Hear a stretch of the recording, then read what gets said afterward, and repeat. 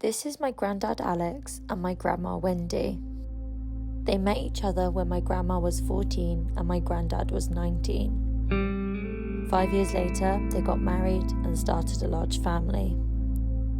Life changed when my granddad died at the age of 57. He went off to work, suffered a heart attack whilst on his commute, and never came back home. For my family, the loss of my granddad changed everything.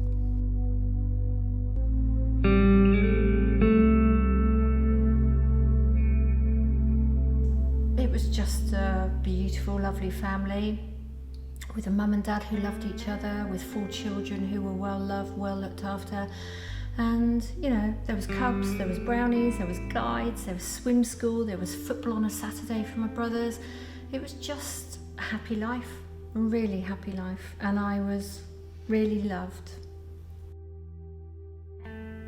From the moment, I remember the first 2 nights that Dad had passed away, I just stayed with Grandma for 48 hours and I slept with her, and it was almost instant. This mental illness sort of like just descended, it was like a black dark fog, and it just descended from the moment he died.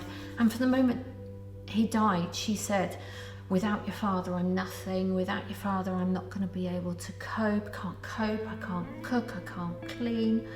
And it was just bizarre because she'd had 4 children. I mean, she was a busy mum of 4. And she could clean and she could shop and she could pay bills. But all of a sudden she made this choice not to.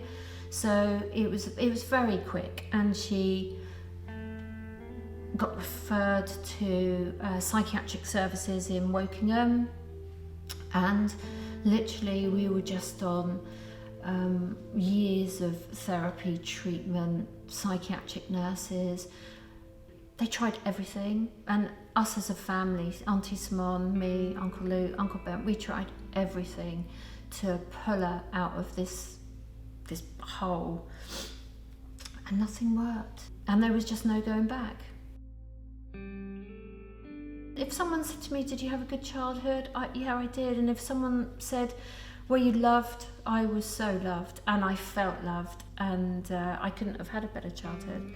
And then Dad died, and it just changed. And this beautiful family home, it almost ended up like a mausoleum. It just sort of like the day he died was the day Mum stopped shopping, stopped cleaning. So, you know, you see these films of like houses with sheets on the furniture and cobwebs and things like that. It kind of was just like that. It's just the sheets didn't go on the furniture, and it just stopped.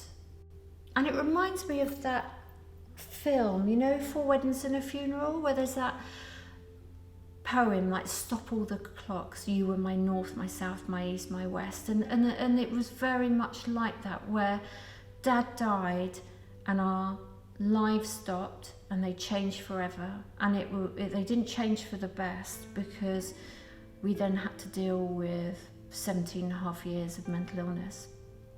And this family home that I loved, that I was loved and cared and nurtured in and grew up in, all of a sudden became somewhere where I dreaded going. And I dreaded going because I didn't know what I was going to find on a daily basis.